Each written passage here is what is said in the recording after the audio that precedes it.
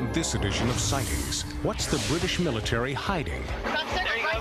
Two Army helicopters approached us and appeared to be harassing us. Startling videotape reveals the truth behind crop circle formations. Then, is the human race the result of an extraterrestrial experiment? We are the direct descendants of the intelligent people who landed here. Also, dangerous entities are terrorizing this hotel. It's even possible these people don't know that they're dead. Plus, a young girl's premonition turns to tragedy. She drew that picture. She knew she was going to die. And it was exactly the kind of signal that we were looking for. It's a narrowband signal, clearly of intelligent origin. have we made contact with a civilization from another galaxy? Finally, an update. The sculptor whose psychic vision helps families find missing loved ones.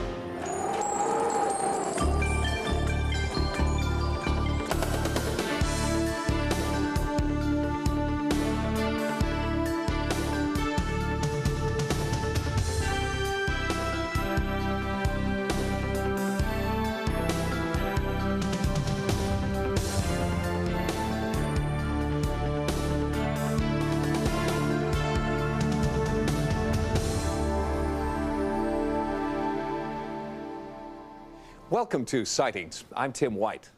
The ancient hamlet of Avebury in southwestern England is the site of two distinctly different supernatural events. In the Avebury area, more than 300 crop circles have been discovered since 1990. And then there are the bizarre glowing orbs that locals have dubbed the Avebury Mystery Lights. The two phenomena seemed unrelated until recently, when videotape was shot showing what appears to be a glowing ball of light actually creating a crop circle. This is a military helicopter circling a field in Avebury, England, as captured on home video. The researchers who shot this tape believe it is evidence that the British government is involved in secret crop circle research. Watch carefully as the helicopter hovers near a mysterious ball of light in the middle of your screen. In the field below, a crop circle. The crop circle activity in this area this year has been quite considerable. We have something in the region of 100 major patterns in Great Britain currently. Over 90% of them are in this area once again. Some of the crop circles are made by, in my view, extraterrestrials. When you study the material over the last 40 years from many countries, you have solid metallic-looking objects landing, taking off, leaving a characteristic ground feature like an ordinary crop circle. It was like a clear sphere, orange inside, with like thousands of lights spinning and rotating, and the whole thing was spinning. Most of the lights that are seen above the crop formations, and some of them are actually seen in the fields, there must be some connection, although at the present we haven't got that little thing that clicks the two together. Every night, sky watchers ring the hills around Avebury, waiting for a glimpse of the mysterious lights. The following amateur videotapes of unexplained lights in the night sky have all been taken within the last 3 years. It was only very short-lived, but for the 5 seconds it was there, it was tremendous. It was like looking at something half the size of the moon, just sat on the ridge top, brilliantly glowing orange. They looked like orange balls of light. You could see that they were mushroom-shaped, revolving, and emitting orange lights out from the bottom. So we were quite fascinated by it. I'd describe it as being spherical, oval-shaped, silvery white, slight orange tinge. It came over from the left to the right of the trees, then it went back, then it came back again. Then all of a sudden, it looked like it trebled in size and changed colour to orange. But then after that, we see the white ball came out from the side of it, and that went off to the left, and we never see that no more. The lights are there, and they're not aircraft, planets, or radio towers, but are they extraterrestrial craft? Most astronomers believe the Avebury Mystery Lights are a natural phenomenon, but so far they don't know much more than that. At the heart of a lot of genuine sightings of UFOs are these balls of light, cavorting around in the night sky, perhaps coming down very close, perhaps changing shape. It's quite possible that those balls of light are a glowing plasma. which is the same type mechanism that we do think is involved in crop circle formation. Plasma being very simply electrically charged air particles. And they start high in the Earth's atmosphere and come down towards the ground. So if you have plasma coming from high in the Earth's atmosphere, you should expect that it's likely to be swirling by the time it gets anywhere near the ground. And that's completely consistent with what we find in crop circles. It is just conceivable that some of the circles may result from balls of light that just touch down and touch this very responsive surface of a cornfield. The ground here is chalk and limestone, crisscrossed with underground springs. Some scientists hypothesize that the interaction between the water and the rock creates an electrical charge that either attracts or helps create the lights. But what is so strange is that these lights appear to be moving purposefully. And that's, for me, what sets it aside from the natural phenomena to one which may well be controlled by an intelligence of some sort, or indeed in itself may well be intelligent. I turned and I saw this glint and I thought, what's that? And automatically, almost, I picked my video camera up. On July 26, 1990, crop circle researcher Stephen Alexander captured this remarkable footage of one of the mysterious Earth lights in a field near Avebury. The Earth light was maneuvering next to a newly formed crop circle. And this object just actually curved round and dropped into the crop and disappeared for a while. And then it started maneuvering through the crop, and it was glinting and flashing. It was a really intense sort of energy source, it seemed to me. How's it gone? Then you can see that object actually take off. And in the distance was a tractor driver. And you can actually see the tractor driver stop as the actual object went over the top there. Where's that piece of paper? I couldn't explain it. In the back of my mind, I knew it wasn't a bird or a balloon or just something blowing in the wind. I knew that it was something important there. This videotape of another Earth light above Avebury was taken from a hang glider by Dutch UFO researcher Foka Kuja. But scientists and ufologists may not be the only ones interested in these lights. It appears that the British military is also studying the phenomenon. That is, mind you, look at these bristling with equipment. Right, when we get this here, we can get a picture of him in front of that. Oh yeah, that's it, right to our right. Right there. Hop out. What appeared to be happening was that we had walked into a situation which was undesirable, because what happened was that the two Army helicopters approached us and appeared to be harassing us. I mean, he was so close, it was unbelievable. One helicopter broke away across this field to the far side of the field to my left, and what you can see on the film is a small white object pulsating, identical to Stephen Alexander's, very similar to the Dutch people's footage and others. And this helicopter went directly to the light, which we could see on the footage. Some flashing thing on the ground. He's moving right on right now. Yeah. Oh yeah, oh yeah. Does that move? It overshot it. The helicopter, you can see, backing up to get this back into full view as this white light is pulsating underneath it. And on film, this light just disappears. But once again, on film we have something we cannot explain. If the lights are simply a natural phenomenon, why would the British military be involved? If the lights are nothing more than concentrations of superheated energy, how could they create these intricate designs? These things are seen to move from one pattern to another. They appear to have total awareness of their surroundings, and on occasions we have many reports of an interactiveness between the people who are observing them. And so therefore for me that puts it into a slightly different slot. We're looking at what might be intelligence. He's moving right on right now. The British Ministry of Defence has stated that the helicopters in Colin Andrews' videotape were on a training exercise and that no one involved with the exercise saw anything unusual that day. According to the Defense Ministry, the pulsing white object is simply a reflection from the helicopter's strobe light. Coming up, startling new theories suggest that there is a missing link in the story of human evolution. Don't call them aliens. because we look like them, they look like us. When Charles Darwin published Origin of the Species in 1859, it ignited a worldwide controversy that continues to divide science and religion. But the controversy doesn't end there, because within the scientific community itself, there is bitter division. And now, new evidence that a conspiracy of silence among mainstream anthropologists is covering up evidence of what some believe are our true extraterrestrial origins. The Bible answers the riddle of our origin in 4 simple words: and God created man. Darwin looked at monkeys and saw Michelangelo. But for modern anthropologists who try to put a name and a date to the dawn of humankind, the answer is constantly changing. Fossils discovered recently in Ethiopia put our earliest ancestors at around 4.4 million years, but some scientists believe that there is evidence that we are much older than that. On an archaeological dig in Hueyatlico, Mexico, Dr. Virginia Steen McIntyre discovered tools that predated the earliest known humans. Her find created a storm of controversy. I don't really want to be in the center of a controversy. I never asked to be in the center of a controversy, but I'm here, and doggone it, I want to get the information out. I want to get at the truth. I guess that's what it is.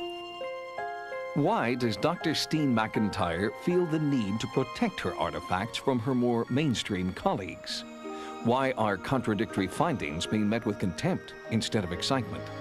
Some researchers charge it's because these new findings would turn modern anthropology on its head.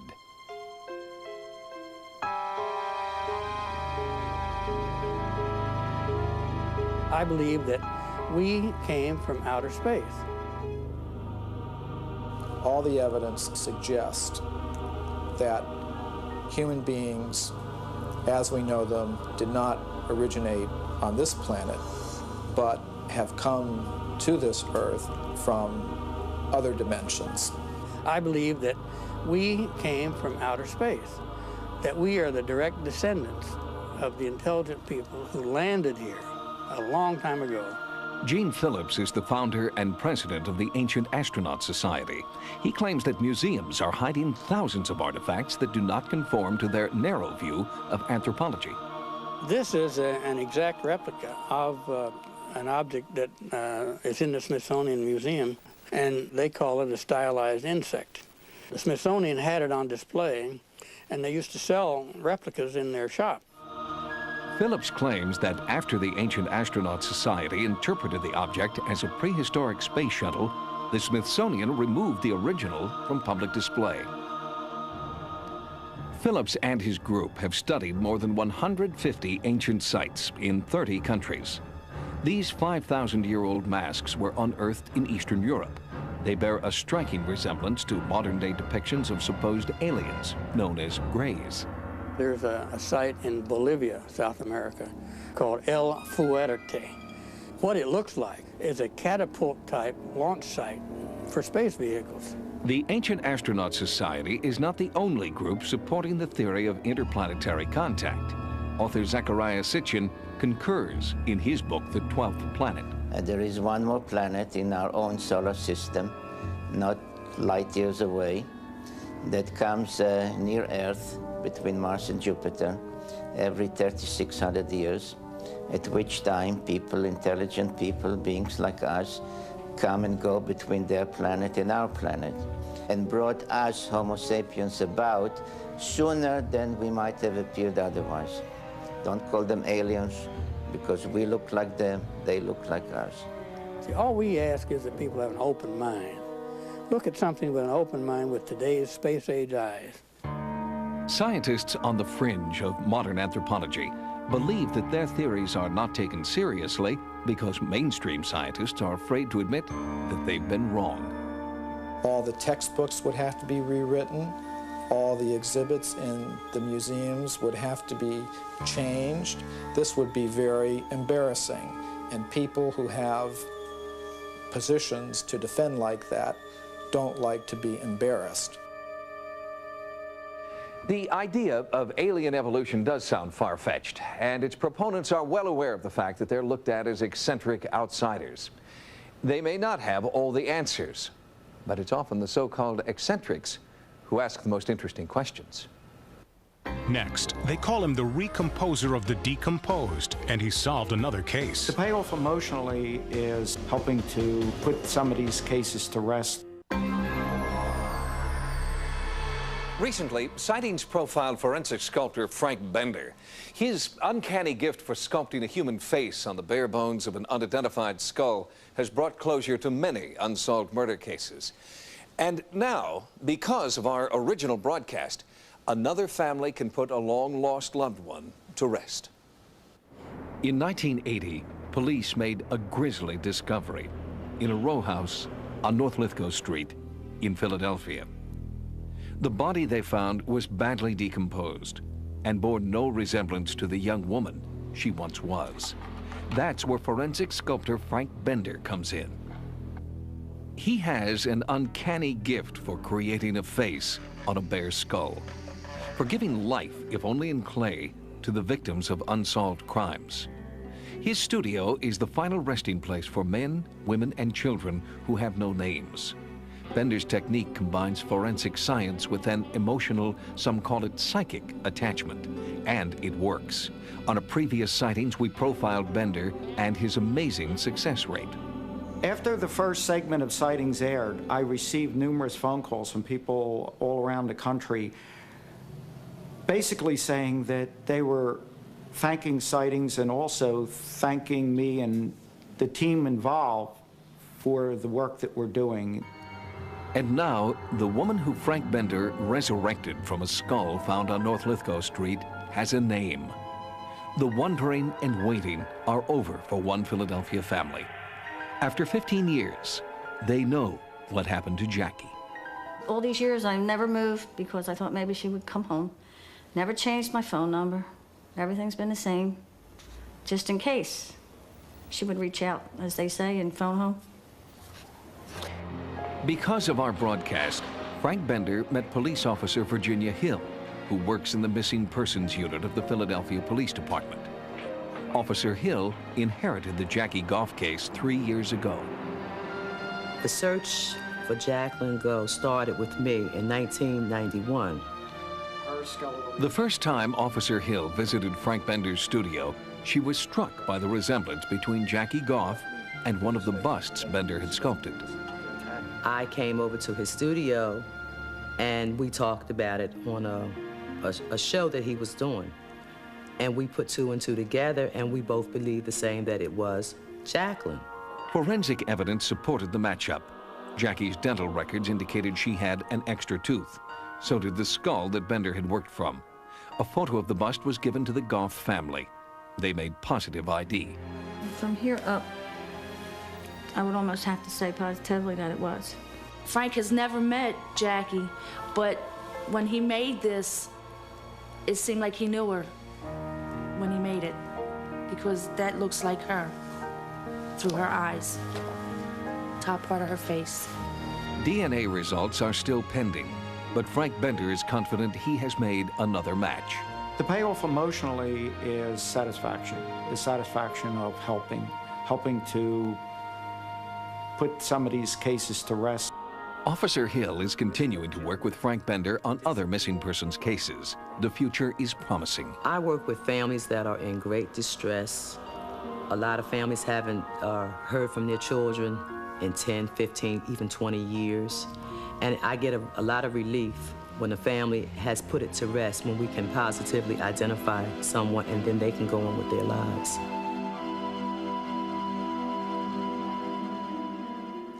Sadly, the bust that Frank Bender was sculpting during our original broadcast has still not been identified. Here, again, is the face of an unnamed child found murdered in Philadelphia in 1994. If you have any information about the identity of this little boy, believed to be 5 years old at the time of his death, please contact the Homicide Division of the Philadelphia Police Department. Coming up, you can hear people screaming. Are dangerous spirits haunting this historic site? It was like walking into a ghost party. Then, a child's tragic premonition. And this computer document may prove that we are not alone.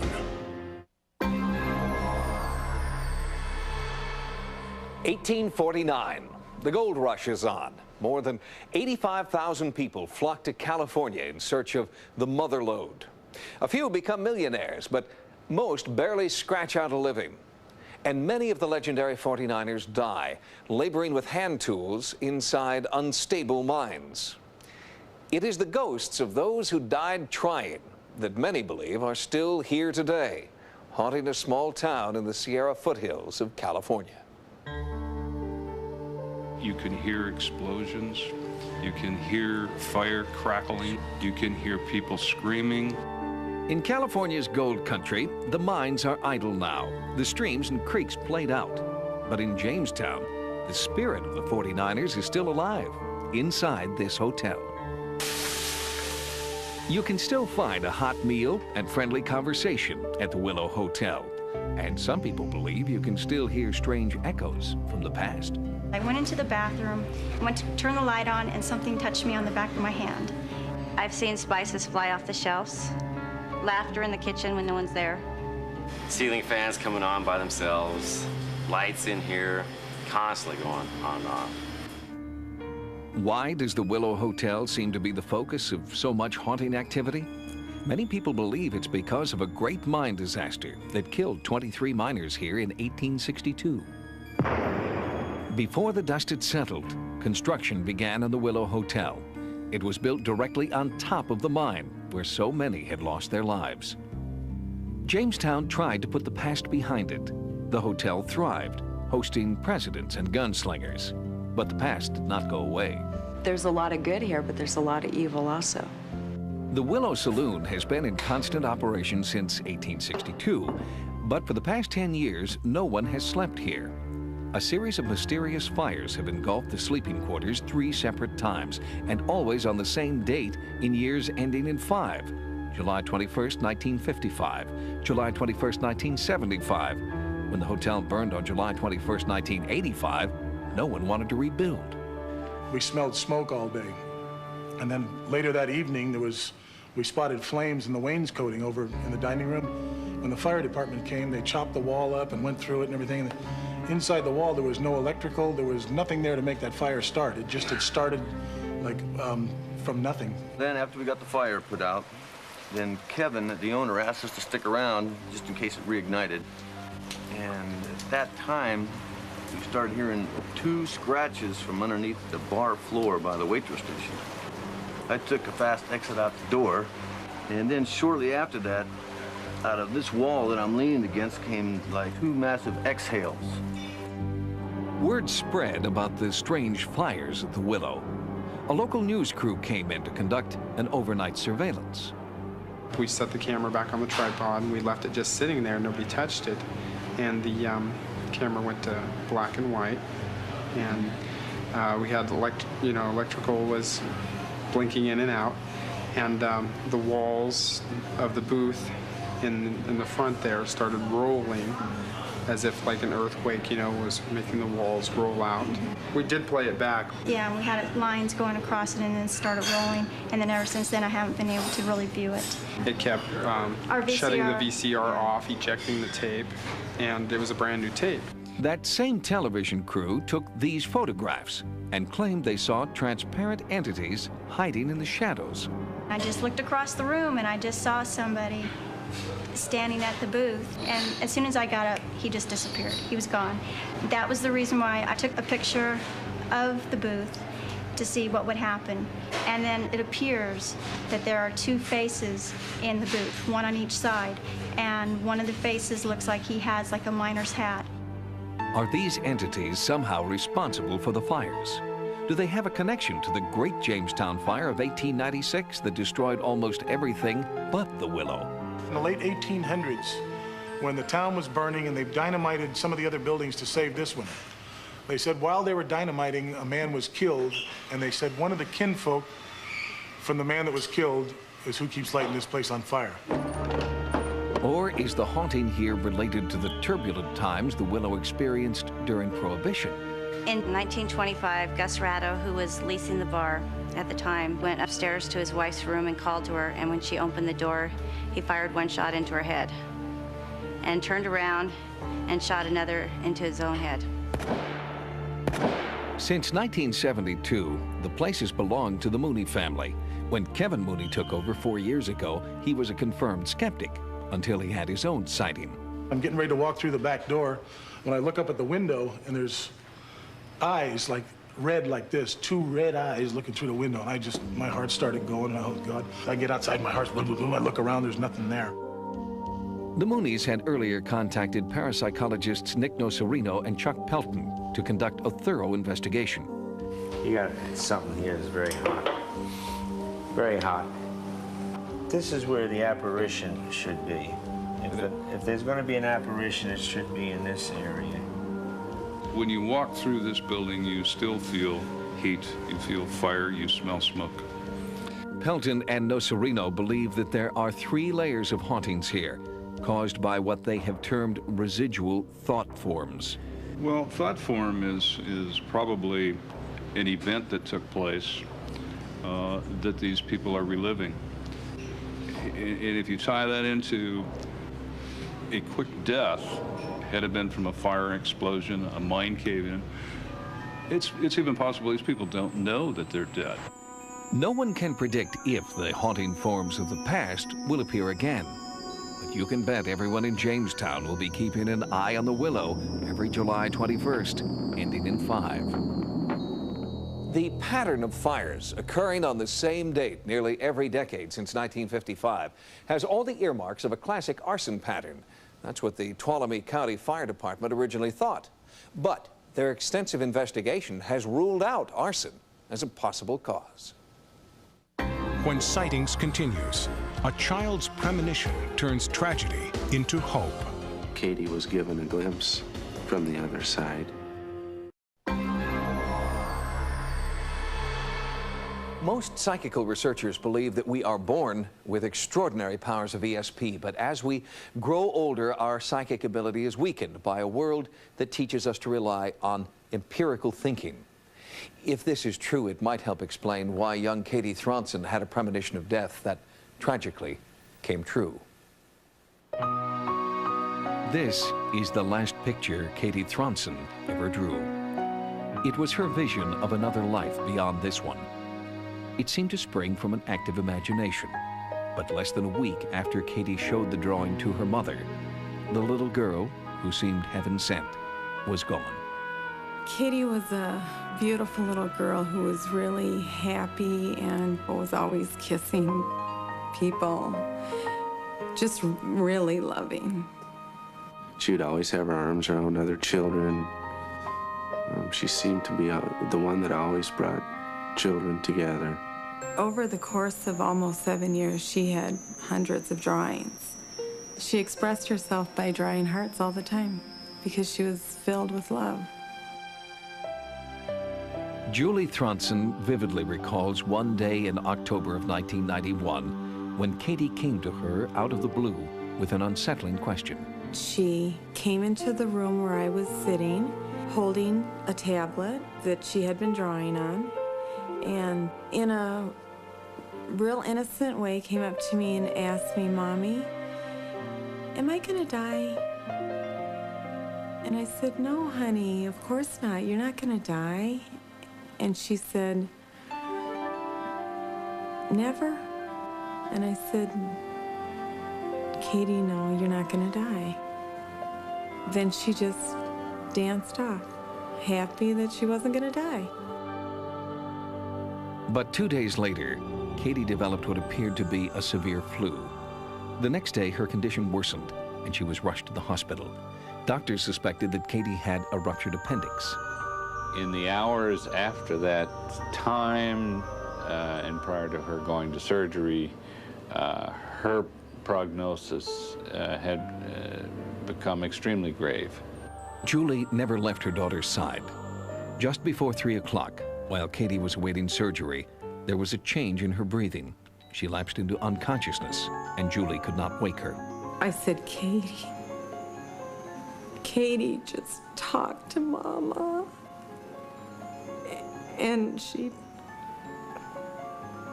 wasn't responding to me at all.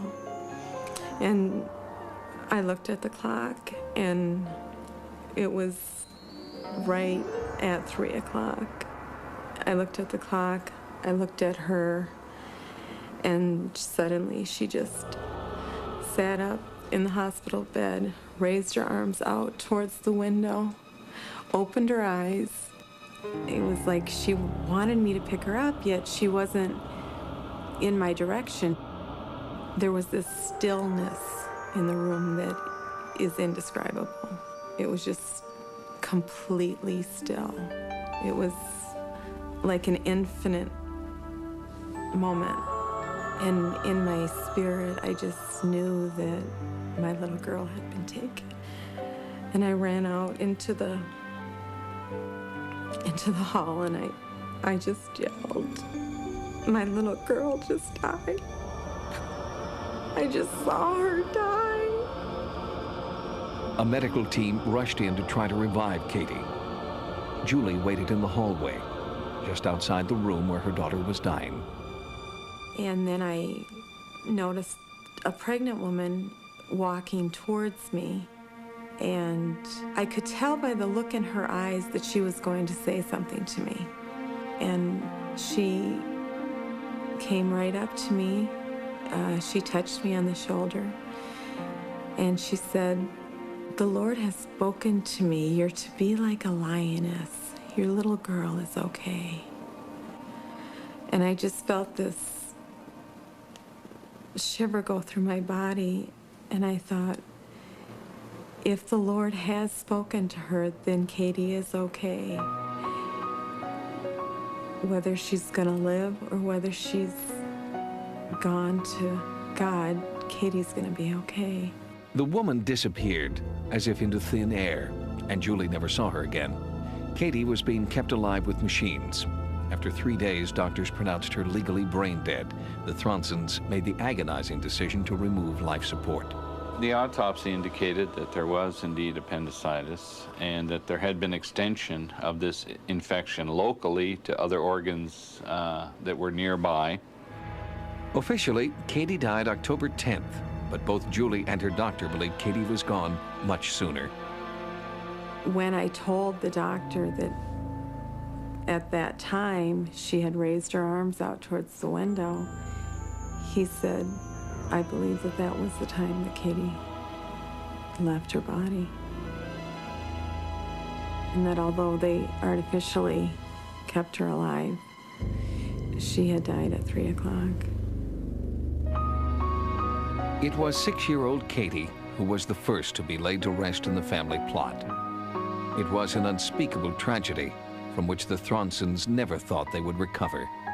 But a few months later, there was a ray of hope stuffed inside a cardboard box. Julie found the tablet that Katie had been drawing on just days before her death. She had drawn a picture of these angels surrounding a light, and the cloud and the moon had sad faces, and all the angels had sad faces, and some of them even had tears coming down their face. The picture said everything. When I saw it, I knew without a doubt that Katie had a premonition. Julie drew strength from that cherished drawing. Then, 5 months after Katie's death, a picture appeared in Life magazine that seemed to confirm Julie's belief that her daughter's drawing was a premonition. This 19th century engraving was part of an article about life after death. The depiction of a welcoming vortex of light was strikingly similar to Katie's own vision. Both pictures have a circular pattern that resembles the tunnel of light commonly reported in near-death experiences. Coincidence? Or did Katie receive a divine message? She knew she was going to die. She drew that picture. She asked me, "Mommy, am I going to die?" Whether or not she knew the meaning of it, I believe her spirit did. Author Dr. Gerald Jampolsky is a child psychiatrist who counsels bereaved families. After Julie Thronson saw the Life magazine article, she wrote to Dr. Jampolsky and asked him to look at Katie's drawing.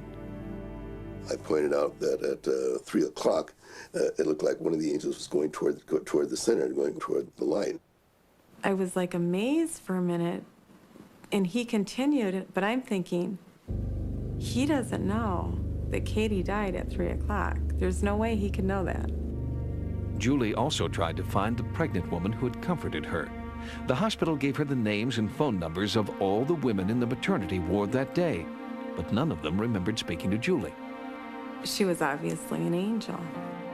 There was some kind of a message there of life and death and birth. The cycle of death and birth continues. There is a new life in the Thronson family. Little Cody was born on October 7th, 1992, 1 year to the day after Katie died. It was an uncanny coincidence.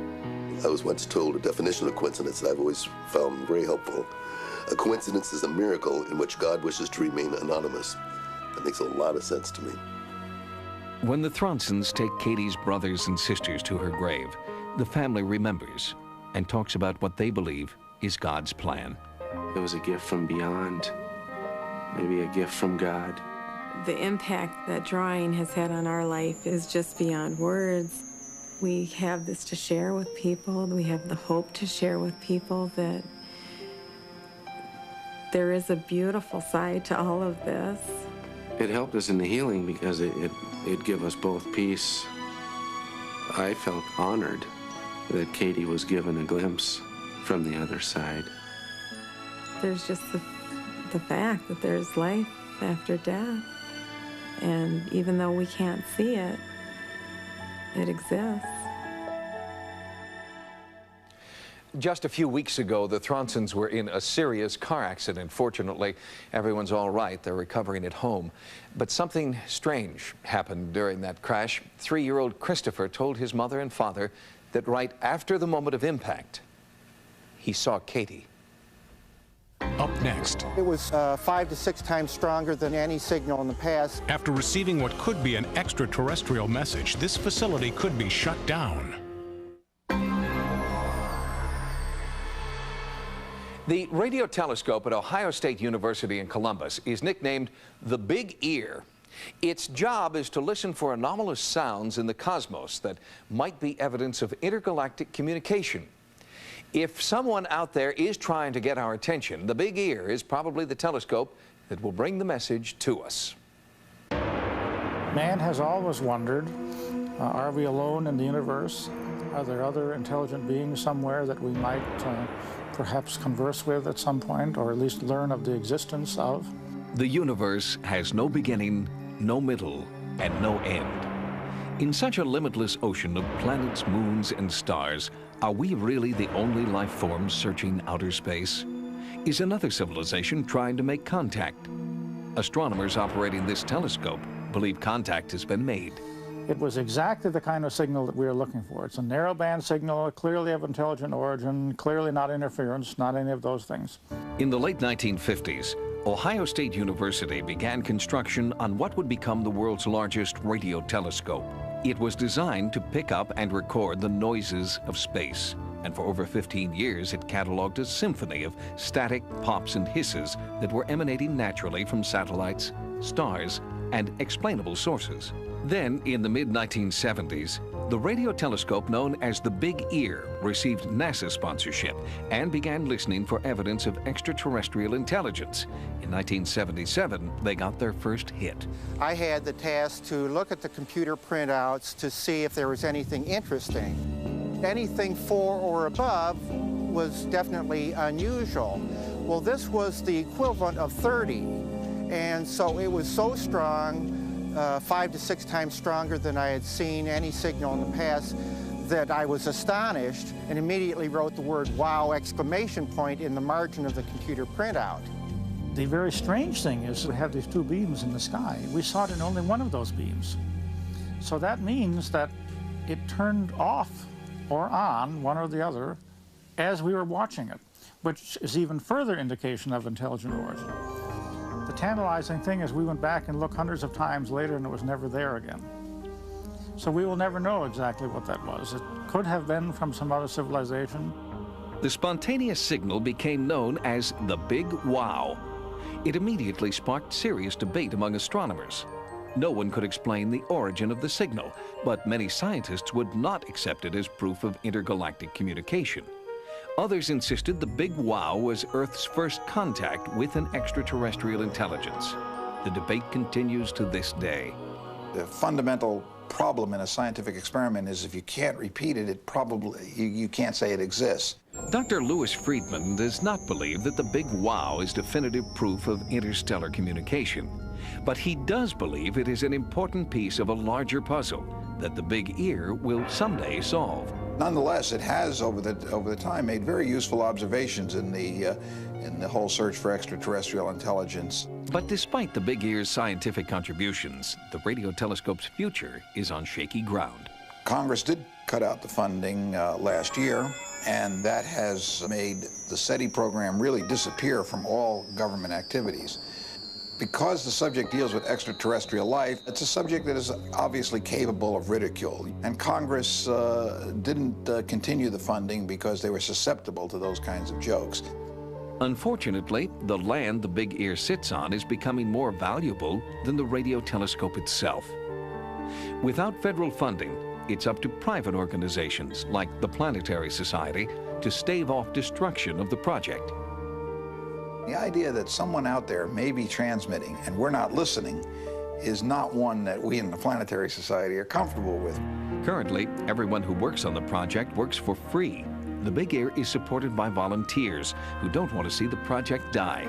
We have people from all walks of life. I mean, we have an attorney, we have physicists, astronomers, a chemist, school teachers, a jukebox repairman, people who just do anything that you can imagine, volunteer here. The Planetary Society encourages anyone with an interest in the heavens to join them. Volunteers who aren't physicists or astronomers learn from those who are. If it weren't for someone like me coming up and moving, repointing the telescope a couple times a week, then no such survey would be done. Their equipment is sadly outdated, but the Big Ear volunteers are undaunted. Who knows when one of them will be able to write "wow" on a computer printout. There's no telling what extraterrestrial civilization's power is, so even the weakest equipment might be able to pick something up. Eventually they will transmit, and I think we'll hear it. If not in my lifetime, then the next one. It seems unlikely that only here, in this very typical place, that life would have formed. In fact, if we go on searching for a long period of time and never find anything, that will be an even stranger situation, that we will have to then understand why did life form only here and nowhere else. We want the Earth to be listening. We have a lot to learn in this area. Who knows where we'll strike a little gold in those hills.